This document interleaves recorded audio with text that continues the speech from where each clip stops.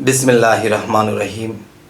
হে সমস্ত জগতবাসী, আজ আমি শামীম আলী চিশতি আপনাদের সামনে যে আলোচনাটি নিয়ে হাজির হলাম, সে আলোচনাটি অবশ্যই খেয়াল করে শোনার বিষয় এবং বোঝার বিষয়। কিন্তু আপনারা কিন্তু থাম্বনেলে পেয়েছেন যে আল্লাহ ও রাসূলকে ভালো যদি নাও বাসে, তবুও সে আল্লাহকে পাবে, তবুও সে রাসূলকে পাবে। তো এটা কেমন কথা?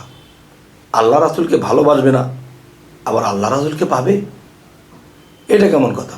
তো আজকের বিষয়টি হলো, অবশ্যই খেয়াল করে না শুনলে এই জিনিসটি বোঝা যাবে না। তাই আমি বলবো যে আল্লাহকে ভালোবাসে কেউ, রাসূলকে ভালোবাসে, কিন্তু এমন এমন জায়গাতে আঘাত করে, এমন এমন জায়গাতে এমন কাজ করে যে তাদেরকে ভালোবাসার পরেও সেই মানুষটি আল্লাহ থেকে বহু দূরে, রাসূল থেকে বহু দূরে, তারা জাহান্নামেই পড়বে। আচ্ছা, তো দেখুন,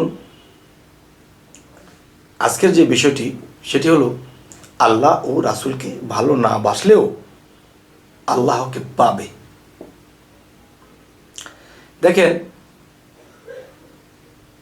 যেমন একজন পাগল ছিল, তখন মুসা নবী যখন তাকে জিজ্ঞাসা করেছিল, এই বলো দেখি, এই শুয়ের ফটো দিয়ে এই পৃথিবীটাকে আল্লাহকে দিতে পারবে, বা এই পৃথিবীটা কি শুয়ের ফটো দিয়ে যাবে? তখন সেই পাগলাটি বলেছিল যে আল্লাহকে গালমন্দ করে একটা কথা বলেছিল যে আল্লাহ এটাও পারে, আল্লাহ এটাও পারে, শুয়ের ভিতর দিয়ে সারা বিশ্ব ঢুকাইতে পারে। এখন অন্য কারো গেছে, কোনো মুন্সি মৌলবি, কোনো ইবাদতকারী, তাকে জিজ্ঞাসা করা হলো, দেখুন তো, এই শুয়ের ফটোটা দিয়ে একটা ডিম ঢুকবে? তিনি বলল কি যে এটা কি সম্ভব, এই শুয়ের ফটো দিয়ে কি ডিমটা ঢুকবে? আর সে পাগল কি বলেছে যে শুয়ের ফটো দিয়ে পৃথিবীটাই ঢুকে যাবে। কিন্তু আল্লাহকে বকাঝকাও করে, কিন্তু আল্লাহর প্রতি ঈমান আছে যে এখান দিয়ে এটা যাবে। তো আজকের আলোচনার মূল যে বিষয়টি সেটি হলো, দেখুন, যে আল্লাহর ইবাদত করেনি এমন ব্যক্তি, আল্লাহর কোনো কাজ করেনি, কিন্তু সে কি করে, যে তার মনের মধ্যে ধারণা ছিল এই সমস্ত বিশ্বজগৎ, সমস্ত সৃষ্টি জগৎ আল্লাহ সৃষ্টি করেছে এত সুন্দর করে, না জানি আল্লাহ কত সুন্দর, সুবহানাল্লাহ। কিন্তু তাকে আল্লাহর ইবাদত করতে দেখা যায় না, আল্লাহকে ডাকতে দেখা যায় না, আল্লাহকে রাসূলকে ভালোবাসতে দেখা যায় না। সে কি বলে, তার অন্তরে একটা জায়গা দিয়েছে যে আল্লাহ বিশ্বজগৎ এত সুন্দর করে সৃষ্টি করেছে, না জানি আল্লাহ কত সুন্দর। সারা জীবন ইবাদত করে যেটা পাবে, এই যে সে মনে মনে ভেবেছে, এটাই কিন্তু আল্লাহ খুশি হয়ে গেছে। আর সারা জীবন আল্লাহকে ডেকেছে, কিন্তু আল্লাহর অনেক আইন সে লঙ্ঘন করেছে, আল্লাহর অনেক আইন কানুন সে মানেনি। কিন্তু আল্লাহর কাজ করার ফাঁকে ফাঁকে, আল্লাহকে ডাকার ফাঁকে ফাঁকে সে আল্লাহর আইন তো মানেনি, বিভিন্ন পাপ কাজ করেছে, বিভিন্ন লোভনীয় কাজগুলো করেছে, খারাপ কিছু করেছে।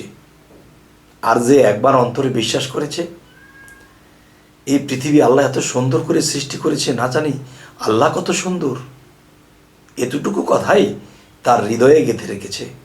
আর এই কথাটাই আল্লাহ ও রাসূল শ্রবণ করেছে। আচ্ছা, তাহলে সে আল্লাহকে ডাকেনি, আল্লাহর তো ইবাদত করেনি, কিন্তু আল্লাহর কিছু কথার উপরে, আল্লাহর কিছু বিষয়ের ভিতরে সে ঈমান এনেছে এবং হৃদয়ে স্থান দিয়েছে। আর সেই হৃদয়ে আল্লাহ নিজেই বসত করে নিয়েছে। আচ্ছা, এই গেল একটা বিষয়। আরেকটা বিষয় হলো, একজন ব্যক্তি আল্লাহকে কখনো ডাকে না, রাসূলকে কখনো ডাকে না। সে শুধু বলে কি, ইয়া গাউসুল আজম, ইয়া গাউসুল আজম। আচ্ছা, আবার কি বলে যে কি আবল তাবল বলে, কেমন কেমন করে। যদি কেউ আল্লাহর ইবাদত করে তাদেরকে দেখে সে হাসে, যারা ইবাদত করতেছে তাদেরকে দেখে সে হাসে, কারণ তারা আইন পালন করছে কিন্তু আল্লাহকে মূলত ভালোবাসে না। আর যে আল্লাহকে ভালোবাসে তার অনেক আইন মানতে দেখা যায় না, নামাজ, রোজা, হজ, জাকাত কিছুই দেখা যায় না, কিন্তু বিতর্কত সে আল্লাহকে লাভ করে বসে আছে। আচ্ছা, সেই ব্যক্তিটি কি নাম জপে? ইয়া মুর্শিদ, ইয়া মুর্শিদ। সে মুর্শিদ নাম জপনা করে, কিন্তু সে রাসূল নামও জপে না। রাসূল নামের উপরে প্রেমও নেই, আল্লাহ নামের উপরে কোনো প্রেম নেই। মুর্শিদ মুর্শিদ ডাকে, কিন্তু আল্লাহ রাসূল বলে ডাকে না। তাহলে একে আল্লাহ কি পার করবে? একে আল্লাহ কি ভালোবাসবে? আল্লাহ কি তাকে ভালো স্থানে নেবে? আচ্ছা, তাহলে সে মুর্শিদ মুর্শিদ করে, কিন্তু সে আল্লাহ রাসূলকে ডাকে না। আচ্ছা, তো এখন যে কথাটি বলতে চাচ্ছি সেটা হলো, দেখুন, যে আল্লাহ ও রাসূলকে যদি কেউ নাও ডাকে আর মুর্শিদের প্রতি পূর্ণ প্রেম রাখে, তাওহীদেরই মুর্শিদ আমার মুহাম্মদের নাম, যদি মুর্শিদকেই ডাকে তবুও সে পার হয়ে যাবে। সেটি কেমন? যেমন আল্লাহ বলেছে, হে রাসূল, আপনার হাতই আমার হাত। তাহলে আল্লাহ কি বলেছে? হে রাসূল, আপনার হাতই আমার হাত। রাসূল, তাহলে রাসূলের স্রোত কার? রাসূলের অল বডি কার? আল্লাহ যদি বলে রাসূলের হাত আল্লাহর, তাহলে রাসূলের সর্বাঙ্গ কার? রাসূলের জবান কার? রাসূলের চক্ষু, নাক, মুখ কার? সেটিও কিন্তু আল্লাহর।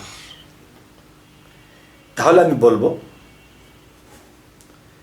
যে রাসূল বলে গেছে কি, আমাকে দিয়ে নবুয়ত খতম, নবী আর আসবে না। তোমরা যদি একজন কামেল মুর্শিদের কাছে যাও, কামেল ওলিয়া উলিয়ার কাছে যাও, তাহলে সেই কামেল উলিয়া আউলিয়া পীর মুর্শিদের হাত আমি রাসূলের হাত, আর আমি রাসূলের হাত আল্লাহর হাত। আচ্ছা, এখন সেই মুর্শিদকে যদি কেউ ভালোবাসে, রাসূলকে ভালোবাসা হয়ে যায়, আর রাসূলকে ভালোবাসলে আল্লাহকে ভালোবাসা হয়ে যায়। তাহলে রাসূলের স্রোত কার? রাসূলের হাত কার? আল্লাহ। তাহলে মুর্শিদের স্রোত কার? মুর্শিদের হাত কার? এটাও আল্লাহর। তাহলে কেউ যদি আল্লাহ নাম নাও জিকির করে, রাসূল নাম নাও জপনা করে, ভালো নাও বাসে, আর যদি মুর্শিদকে ভালোবাসে, তাহলে মুর্শিদকে ভালোবাসলে রাসূলকে ভালোবাসা হয়, আর রাসূলকে ভালোবাসলে আল্লাহকে ভালোবাসা হয়। মুর্শিদকে আঘাত করলে রাসূলকে আঘাত করা হয়, আর রাসূলকে আঘাত করলে আল্লাহকে আঘাত করা হয়। তাই বলা হয়েছে, তাওহীদের মুর্শিদ আমার মুহাম্মদের নাম। তাহলে মুর্শিদ মুহাম্মদ সাল্লাল্লাহু আলাইহি ওয়াসাল্লাম আরেক নাম, আর সেই নামটি পীর আউলিয়াদের মধ্যে এসে গেছে, যারা নিজেকে পবিত্র করে করেছে সফল কাম। আল্লাহ কিন্তু কোরআনে এই কথাটি বলেছে যে নিজেকে পবিত্র করলো সেই সফল কাম। যদি হয় সফল কাম, রাস্তাঘাটে যত জাম সব ঠিক হয়ে যাবে, ছেড়ে দেবে। যাই হোক, আজকের আলোচনাটি আপনাদেরকে কি বোঝাতে চাইলাম? আজকের আলোচনা এটাই বোঝাতে চাইলাম যে 1450 বছর আগে হযরত মুহাম্মদ সাল্লাল্লাহু আলাইহি সাল্লাম ছিলেন। তাকে দেখতে কেমন ছিল, তার রূপ স্রোত কিরকম আমি জানি না। স্বপ্নযোগে যদি কেউ এসে বলে যে আমি সেই মুহাম্মদ রাসূল, আমি সেই আল্লাহর প্রেরিত রাসূল, তখন আমি রাসূলকে বাস্তব কখনো দেখিনি। এখন তাকে যদি আমি রাসূল মানতে যাই, তখন ভিতরে প্রশ্ন জাগে যে রাসূলের রূপ কখনো শয়তান ধরতে পারবে না, ঠিক, কিন্তু সে যে রাসূল রূপের তো আমি জানি না। তিনি 1450 বছর আগে কোন রূপে ছিল সেটা তো আমি দেখিনি। আচ্ছা, দেখেছি কি? তাওহীদেরই মুর্শিদ আমার, যিনি আমার মুর্শিদ, তাকে আমি দেখেছি। তিনি যদি স্বপ্নযোগে আসে আর আসিয়া যদি বলে ইনি রাসূল রূপে মুহাম্মদ সাল্লাল্লাহু আলাইহি সাল্লাম, সে সৌদি আরবে জন্ম হয়েছিল, তিনি, তখন যিনি আমার মুর্শিদ তিনি আমাকে সাক্ষ্য দিলে তখন আমি বুঝবো যে হ্যাঁ, ইনি আমার রাসূল। ইহাতে আর নাই কোনো বল, মুর্শিদের রূপ কখনো শয়তান ধরতে পারবে না। কেন? সূরা কাহাফের 17 নম্বর আয়াতের মধ্যে আল্লাহ বলেছে, যারা আমার মুর্শিদকে ধরল না, বুঝলো না, পাইল না, মানল না, তারা পথভ্রষ্ট। এই কথাটা সূরা কাহাফ 17 নম্বর আয়াতে আল্লাহ বলেছেন। তাহলে যার কথা আল্লাহ বলেছেন তার রূপ কখনো শয়তান ধরতে পারবে না। দেখেন, আমি মুর্শিদকে দেখেছি। এখন অন্য কোনো কেউ যদি স্বপ্নযোগে আসে, এসে অন্য কোনো রূপে যদি আমাকে বলে যে আমি তোমার মুর্শিদ, তখন আমি মানব না। কেন মানব না? যে আমার মুর্শিদকে আমি দেখেছি, তিনি তো এরকম নয়। আর রাসূল রূপে বা রাসূলের রূপ ধরে যদি অন্য কোনো খবিশ শয়তান, জিন শয়তান, বিভিন্ন খারাপাত্মা, তারা যদি একটা যে কোনো রূপ ধারণ করে এসে যদি বলে যে আমি সেই দিনের নবী রাসূল, তখন মানতে গেলে আমার হয়ে যাবে ভুল, পাবো না আর কোনো দিন কুল। আসলে কথার যে মূল সেটি হলো, যদি আমার মুর্শিদ রূপ এসে বলে দেয় যে হ্যাঁ, তিনি 1400-1450 বছর আগে তিনি এই রূপে ছিলেন, তাকে সালাম শ্রদ্ধা করো, তখনই আমি করব। তখন আমি শয়তানের অসওয়াসা থেকে বেঁচে যাব, শয়তানের হাত থেকে আমি বেঁচে যাব। কারণ সাক্ষ্য দিতে হবে আমাকে যে তিনি যে রাসূল, কারণ রাসূলকে তো আমি বাস্তব কখনো দেখিনি। আচ্ছা, যখন আমার মুর্শিদ পরিচয় করে দেবে যে হ্যাঁ, ইনি রাসূল, তখন যদি অন্য কোনো দিন এই রূপে রাসূল এসে বলে আমি রাসূল, তখনই আমি তাকে মূল্যায়ন করব, সালাম শ্রদ্ধা করব। তবে হে সমস্ত জগতবাসী, আজকের যে আলোচনাটি আপনাদেরকে যা বোঝাতে চাইলাম, যে মুর্শিদকে আঘাত করলে রাসূলে পাবে, রাসূলে আঘাত পাইলে আল্লাহ পাবে। তাহলে মুর্শিদকে যখন আমি ডাকবো তখন এটা রাসূল পাবে, আর রাসূল পাইলে এটা আল্লাহ পেয়ে যাবে। যেমন আরও একটি প্রমাণ রয়ে গেছে যে হযরত মুহাম্মদ সাল্লাল্লাহু আলাইহি সাল্লাম যখন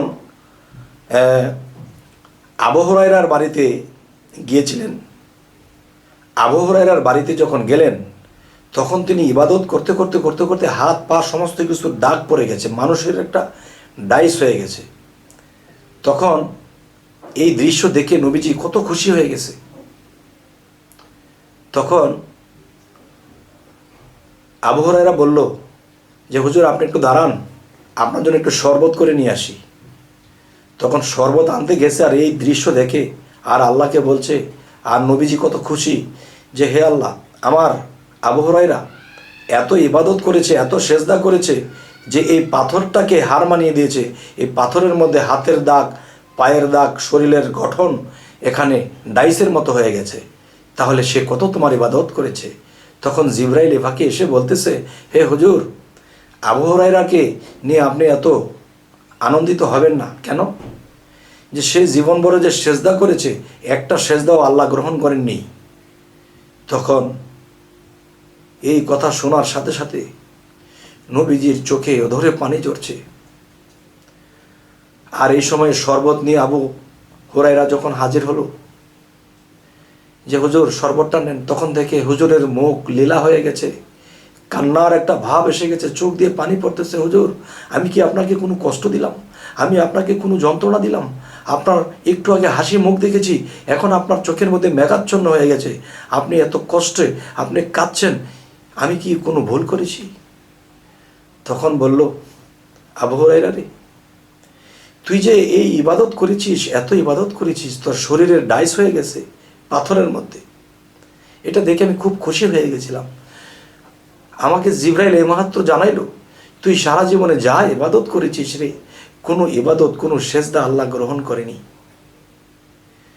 তখন আবু হুরায়রা অট্ট হাসি দিয়ে বলতে লাগলো, হুজুর, এর জন্য আমার কোনো দুঃখ নেই, আপনি আনন্দের সাথে এই শরবতটা পান করেন।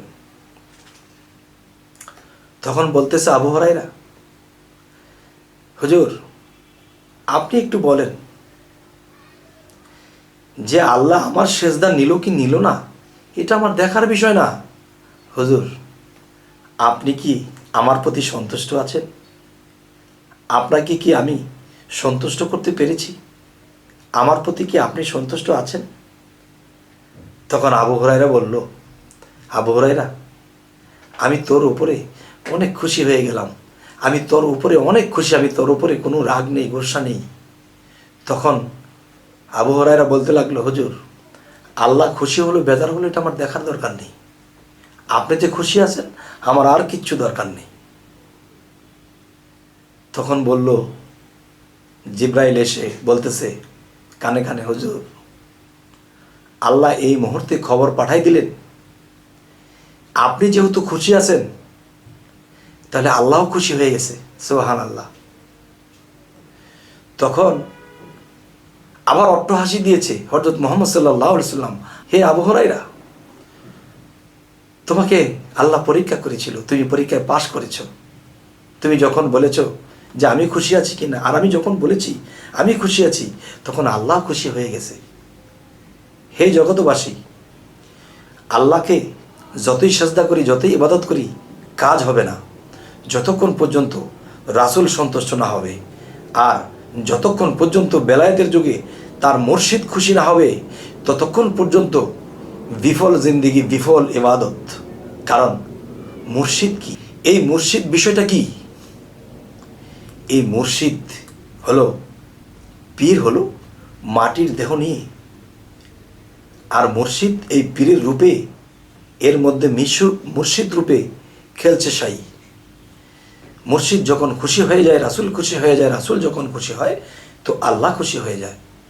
তাই আমি বলবো, হে সমস্ত জগতবাসী, যে আমরা আল্লাহর হাত, রাসূলের হাত এবং মুর্শিদের হাত, এই তিনটা হাত যখন একাত্র করে আমরা মানতে শুরু করব, তখনই আমাদের এই মানব জীবনটা ধন্য হয়ে যাবে। তো আজকের আলোচনা আপনাদের সামনে করলাম, এবং কী ধরনের আলোচনা আপনারা সামনে চাইতেছেন বলবেন, এবং আমাদের চ্যানেলটিকে সাবস্ক্রাইব করে নেবেন, পরবর্তীতে যেন ভালো আলোচনা এনে দিতে পারি। তো সকলেই ভালো থাকবেন। আল্লাহ হাফিজ।